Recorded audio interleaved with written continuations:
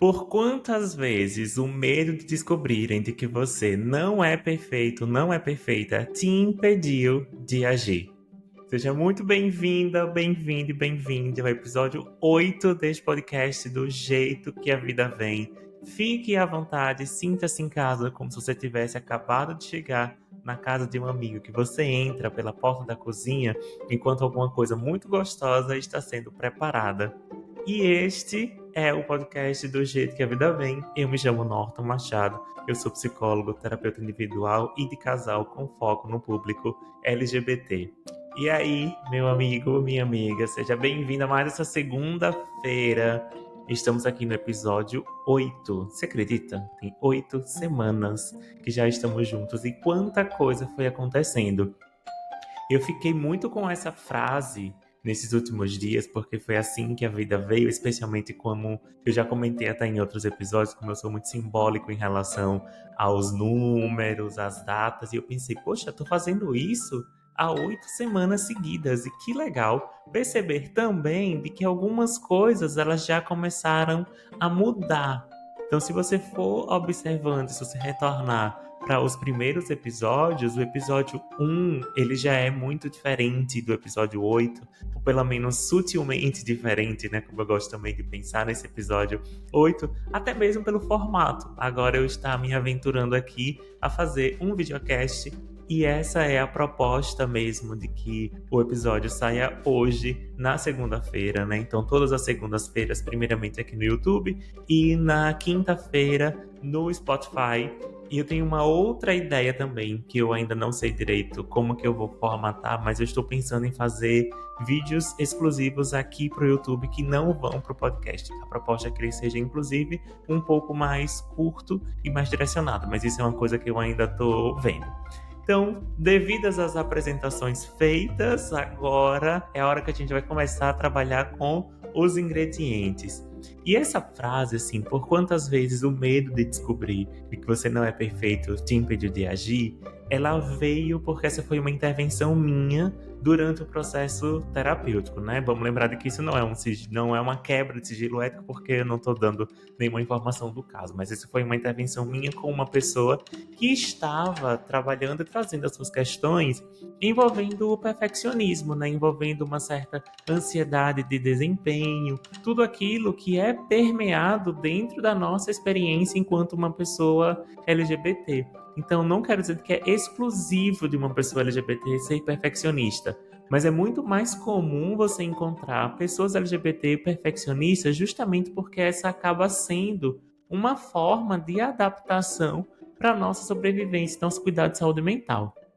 Aí você pode ficar pensando agora, poxa, Norton, mas o perfeccionismo ele não é em alguma medida um tanto ruim para nossa vida, para o nosso desempenho, para a vida como ela se constitui do jeito que ela vem? E eu vou concordar com você de que em uma certa medida sim, é. Só que a gente não pode esquecer de que o perfeccionismo em si, ele também é um mecanismo de defesa do eu, um mecanismo de defesa do ego. Só que aí a gente tem sempre uma certa contradição teórica, né, sobre o mecanismo de defesa, porque parece que tudo que a gente utiliza para nos defender é bom, já que a gente estaria colocando em risco.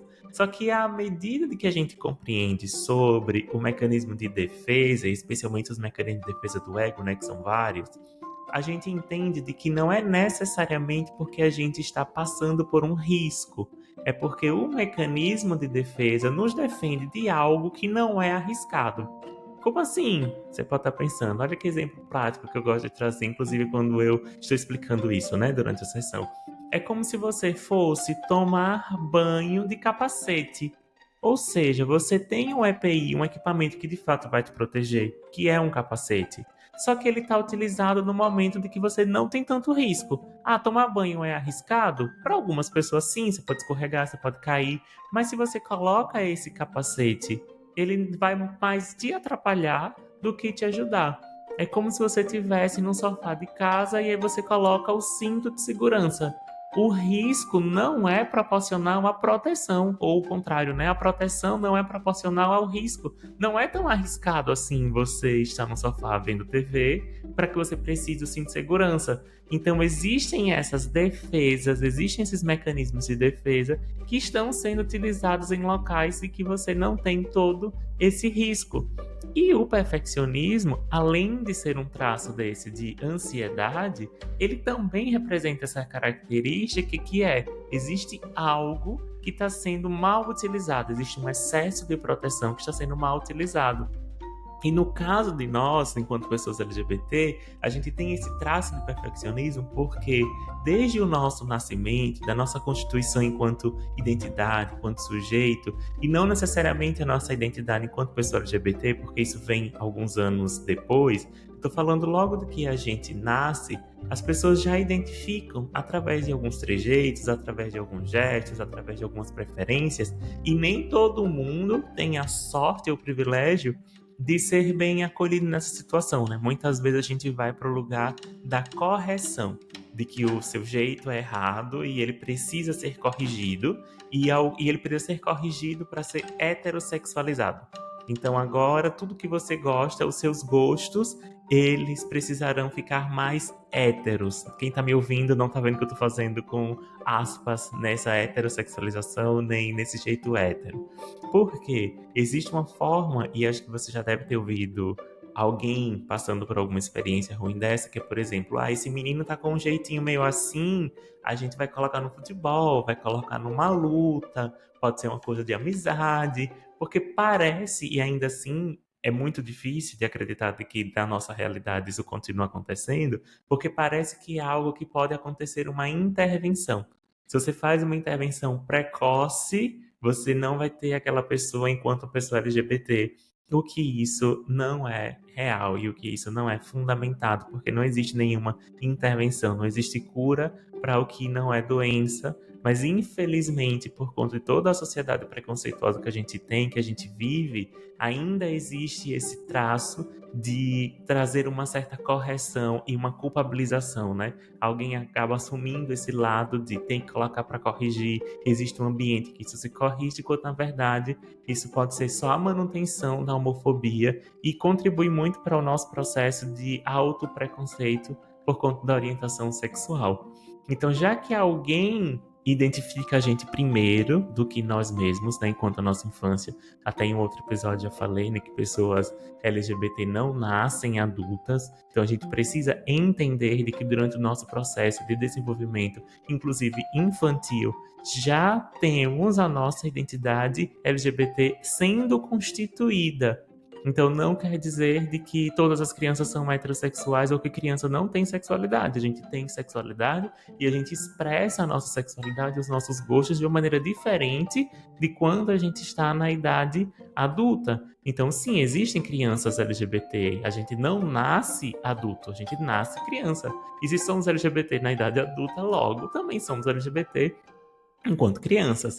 E aí o papel de muitas vezes as pessoas é de trazer essa correção e uma tentativa de adequação, que é se você for por esse caminho, e aí leia-se que esse caminho geralmente é um caminho cisgênero e heterossexual, seria uma forma de sofrermos menos preconceito. E aí para sofrer menos preconceito a gente sofre de algum tipo de violência. E nisso corremos o risco de termos um modus operandi, né? A gente vai aprendendo um jeito de que a gente se adapta mais fácil aos ambientes, um jeito em de que a nossa presença é mais tolerada, ela é mais bem-vinda, e isso produz, contribui para essa defesa do ego. A gente vai aprendendo, colocando o nosso manualzinho interno de como agir em determinadas situações, e esse manual diz: se você fizer as coisas perfeitas, se tudo estiver muito bom, elas vão até esquecer de que você é LGBT. E eu não tô falando de que isso vem com todas essas letras, assim, né? A nossa cabeça ela não tá tão encaixadinha assim. Mas de alguma forma, percebendo aí em você de que ser perfeito ou fazer coisas perfeitas, não necessariamente do ser, mas especialmente do fazer coisas perfeitas, é uma tentativa de esconder os nossos defeitos. É como se a gente não pudesse ou que não fosse possível de que as outras pessoas enxergassem ou vissem que nós somos pessoas que fazemos coisas defeituosas. E isso tem um peso ainda mais significativo de quando você é uma pessoa LGBT, porque só de ser uma pessoa LGBT você já tem um defeito com aspas. Então é mais comum de que a gente encontre pessoas LGBT com esse traço perfeccionista tão presente que paralisa. Porque eu não quero dizer que você não deva estar se empenhando em fazer as coisas da melhor maneira possível. Por isso que eu adotei para mim, inclusive, né, aquela frase do comece fazendo e vá ajustando, porque a gente precisa fazer, já que o perfeccionismo muitas vezes trava o fazer, trava esse correr o risco de iniciar alguma coisa e todo o início é precário. Todo o início, tudo que a gente começa, não começa na melhor versão. E você vai ter inúmeros exemplos disso. O primeiro celular nem de longe se parece com a versão atual que a gente tem do nosso celular atual, por exemplo. O primeiro computador, as primeiras lentes, as primeiras câmeras, os primeiros microfones, eles não têm a tecnologia que tem hoje. Por quê? Porque a ideia era que precisava começar. E aí sim poder fazer ajustes, poder se dedicar a refinar, a modificar e deixar de temer a melhoria.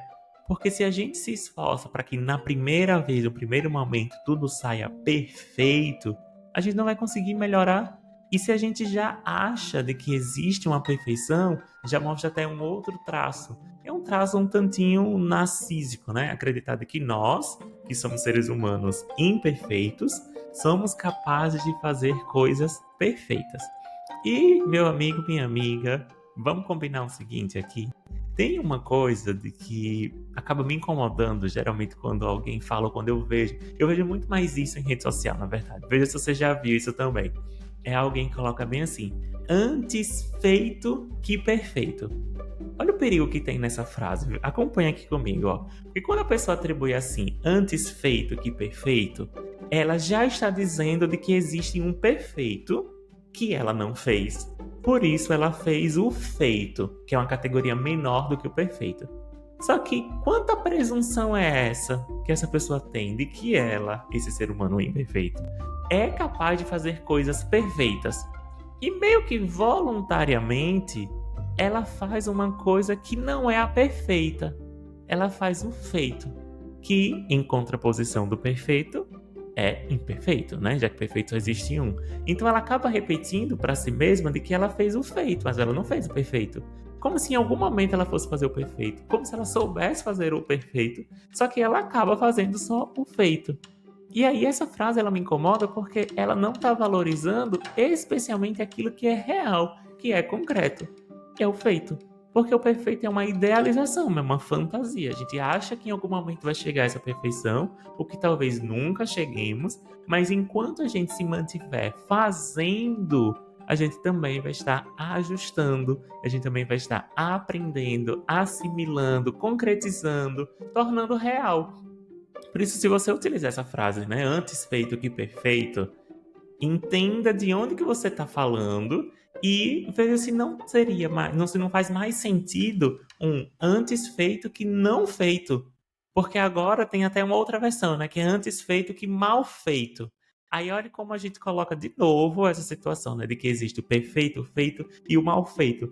E você faz assim voluntariamente coisas mal feitas, conscientemente coisas mal feitas, é bom dar uma repensada. Eu acho que o feito, ele sempre será melhor do que o não feito. Então, nessa mesma lei matemática, né, de que um sempre vai ser maior do que zero. Se for 1 centímetro, é maior do que 0 centímetro.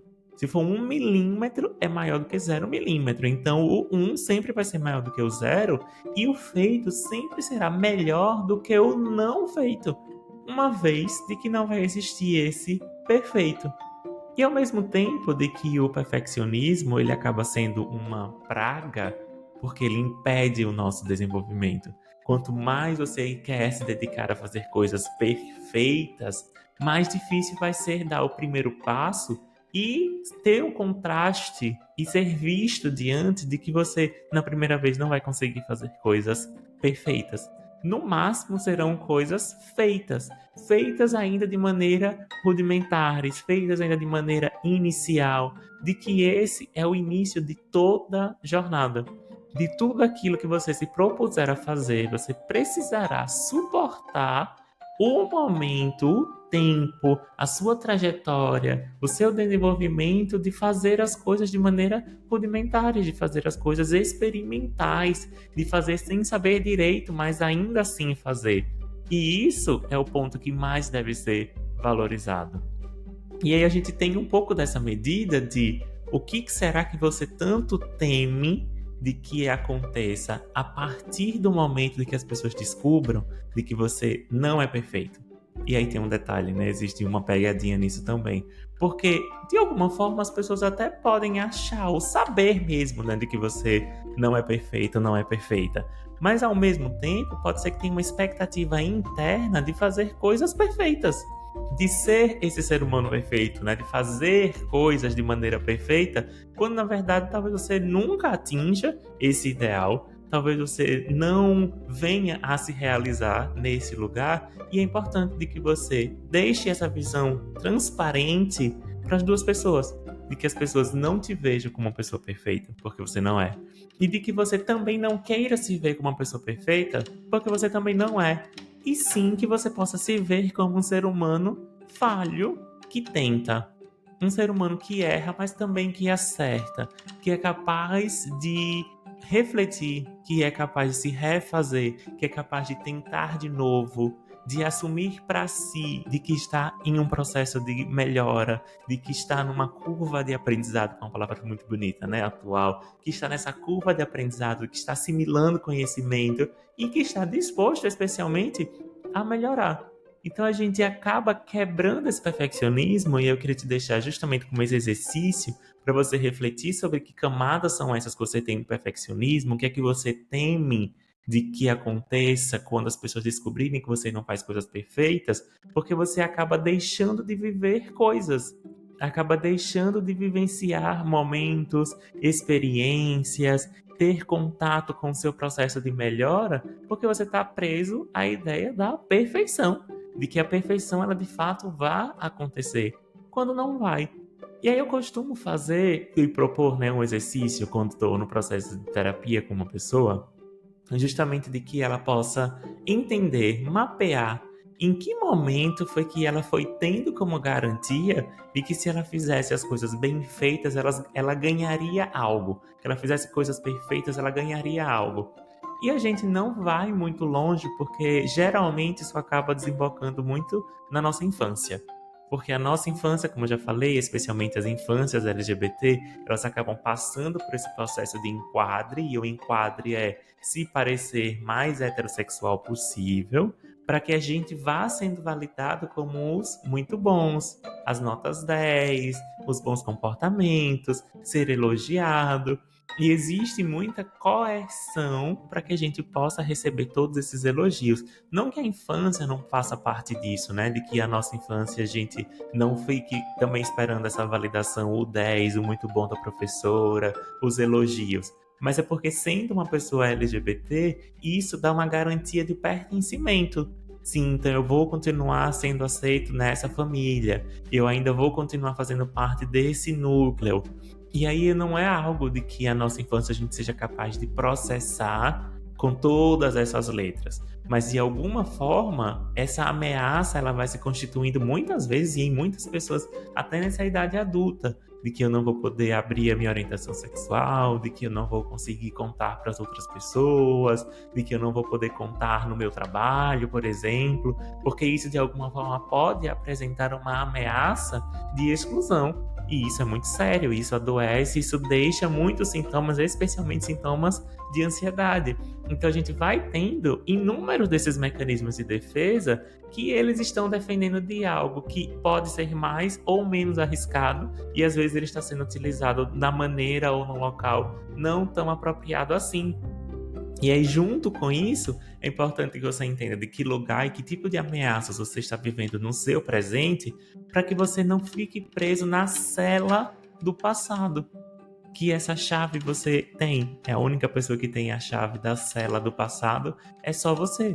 Porque você que pode ter se colocado, alguém te colocou lá, porque esse processo não é só seu decisivo, né? Alguém pode ter te colocado nessa cela do passado, tendo feito a sua prisão, tendo te aprisionado ali, mas é que essa chave, ela pode estar aí contigo, ou ela pode estar no processo terapêutico e você vai encontrá-la para que você possa viver.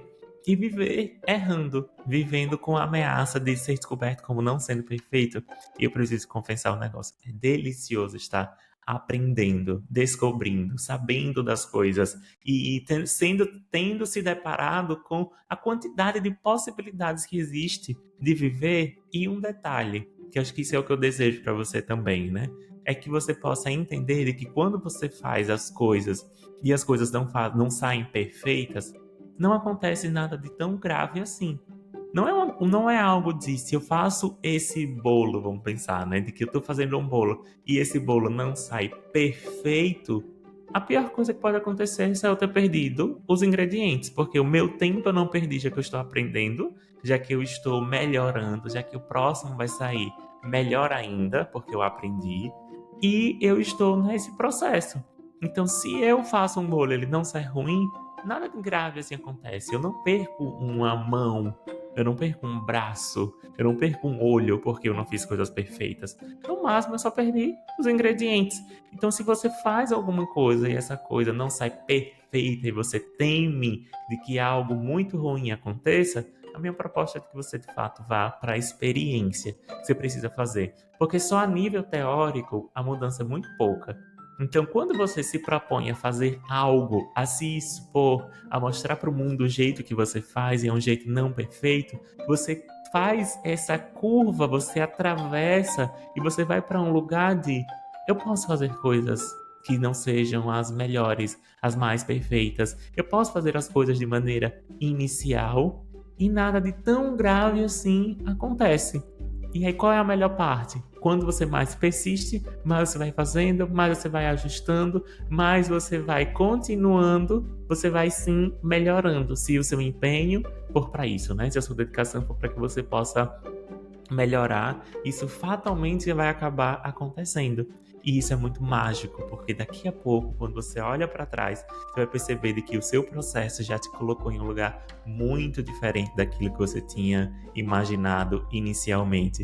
Então a minha recomendação é que você faça e de que você corra o risco, de que você experimente e de que você possa sentir na sua própria pele, na sua própria história, de que fazer as coisas inicialmente, fazer as coisas de maneira rudimentar, eu já falei rudimentar 500 vezes, né? De fazer as coisas de maneira inicial, acho que tem outra palavra, protótipos. Você fazer as coisas dessa maneira, ela vai te garantir a melhoria, mas não a perfeição. Ela vai te garantir o refinamento, mas não a perfeição. E espero que ela possa também continuar garantindo o pertencimento e não ainda a perfeição. Você possa encontrar pessoas e ser a pessoa que tolera a falha do outro, que tolera o aprendizado do outro, porque esse jogo ele sempre vai ser em um caminho duplo, porque à medida que você também aceita e que você tolera o processo de desenvolvimento do outro, você também se torna mais tolerante com o seu. E o contrário também é verdadeiro. Quanto mais você aceita o seu processo de melhoria e o seu tempo de melhoria, você também acaba aceitando o tempo de melhoria e o processo de melhoria dessa outra pessoa. E entender de que no final das contas nós somos só seres humanos tentando acertar em alguma coisa, errando em várias e aprendendo sempre. Por aqui eu fico com uma gostosa sensação de mais um episódio no ar. Então eu gostaria muito de agradecer a sua companhia, você que chegou até aqui. Compartilhe aqui nos comentários, seja no YouTube ou seja no Spotify, qual foi a frase, qual foi a expressão, o que eu falei para você nesse momento que te tocou. Eu vou adorar saber disso. Tenho certeza de que eu levo muito em consideração tudo que vocês falam para mim e é muito de um combustível que acaba me impulsionando a fazer mais. Se você chegou aqui no canal, se você chegou aqui pelo Spotify ou pelo YouTube e você quiser ficar mais, se inscreva, deixe o seu like e compartilhe esse vídeo para um amigo, para uma amiga, para um amigo que ainda esteja preso no perfeccionismo e que você reconhece que é uma pessoa talentosa, mas que ela ainda não expôs isso para o mundo. E se você gostou desse episódio, considere avaliá-lo em 5 estrelas aqui pelo Spotify, deixe esse seu comentário no YouTube. Eu fico por aqui, muito agradecido. E se nesse momento você sentir que eu sou a pessoa que vai te ajudar a lidar melhor com o seu perfeccionismo e entrar em um modo de ação, tem link para agendamento de sessão nessa plataforma que você está me ouvindo agora. Então, um beijo e vamos para mais uma?